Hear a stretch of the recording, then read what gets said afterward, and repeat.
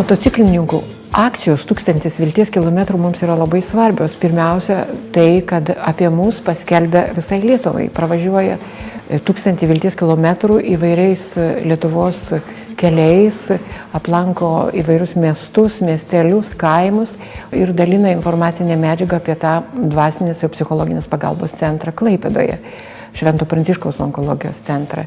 Ir aišku, renka aukas, nes kiekviena ta auka dovanoja viltį čia ateinančiam ligoniui gauti dvasinę ir psichologinę pagalbą, dėl to, kad centrui reikia lėšų, nes paslaugos pas mus žmonėms, sergantiems ir jų artimiesiems yra nemokamos, remiamos tik tai pačių šalies gyventojų. Kai žmogus sužino diagnozę, jis labai bijo to, jis dažniausiai kaltina save, kad gal netaip gyveno, gal kartais į Dievas nubaudžia ir tokiu būdu jisai pasidaro labai neramus ir zlus, bijantis visko, aišku, ypatingai ligos bijantis, Dievo bijantis. Ir kada žmogus ateina ir gauna dvasinę, psichologinę pagalbą, labiausiai sustiprina vis dėlto Dievo malonę ir žmonių draugystę. Kai jie mato važiuojančius sveikus vyrus, moteris ant motociklų tam, kad neštų žinią, kad yra tokia grupelė, kuriai reikalinga pagalba, jiems tai irgi yra labai didelis palaikymas ir tai yra labai svarbu.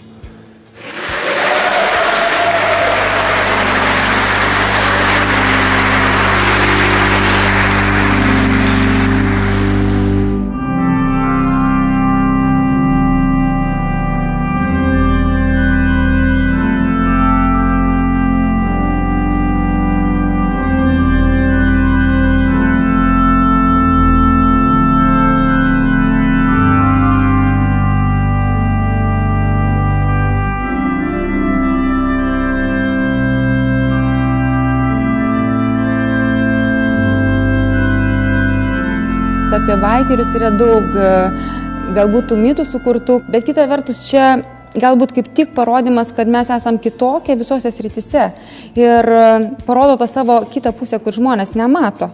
Žmonės būna nustebinti, kad žinia apie onkologijos centrą neša žmonės, kurie atrodo visiškai yra nesuderinami su jokiais onkologijos centrais ir su dvasinė pagalba, atrodo motociklistai, ta prasme, čia kažkaip tai turėtų tik alus ir merginos rūpėti, bet širdyje esam visi žmonės ir mes visi norim bendrauti, mes visi mėgstam bendrauti ir mes atvira širdimi stengiamės tai daryti.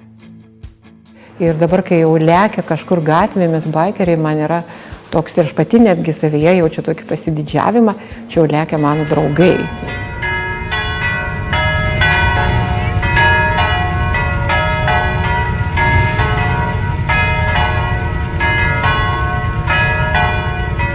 Žmogus, kai nesusiduria su liga, jis galvoja, kad jam ta liga kažkur yra labai toli, jam nereikia padėti, jis yra labai stiprus. Bet iš tikrųjų, jeigu pagalvoti apie patį bendrystės jausmą, mes tikrai norim visą laiką kam nors priklausyti. Priklausyti šeimai, priklausyti broliui, sesiai.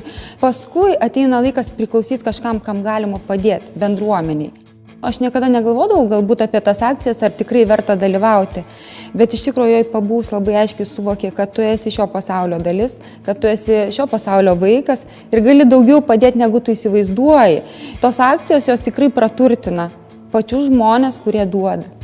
Laukiam to gero darbo. Kiekvienais metais, kiekvieną vasarą ateina tas laikas ir būtų labai gaila, jeigu negalėtumėm važiuoti, todėl kad kaupiamės visus metus. Juk už mus tikrai neteis nei viena kita šalis, nei viena kita tauta ir nieko nepadarys, jeigu mes patys nepadarysime to dėl savęs ir dėl savo ir kitų vilties.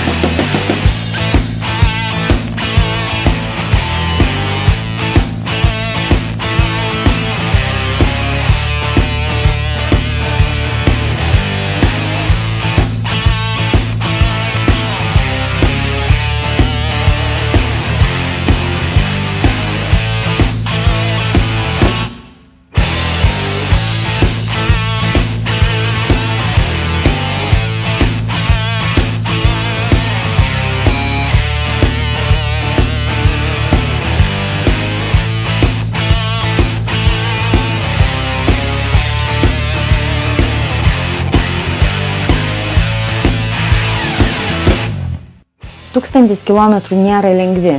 Jie yra iš tikrųjų reikalaujantis daug kantrybės, ištvermės, savitarpio supratimo, bet ta emocija, kurią patiriam, euforija, ji pakilėja ir norisi daryti dar ir dar ir dar.